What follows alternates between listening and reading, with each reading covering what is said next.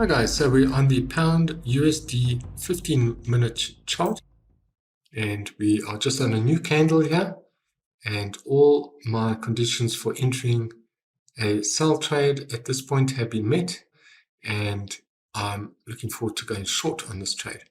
Right, we've entered the trade, so nothing much more I can really do right here. I'll be back later to share more on this trade.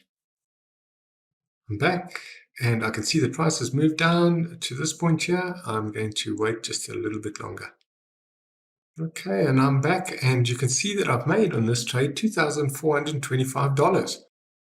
I entered the trade at this point and exited at this point here.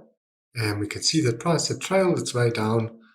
Our stop was never in any danger, having been trailed also, and then eventually hit our take profit level here.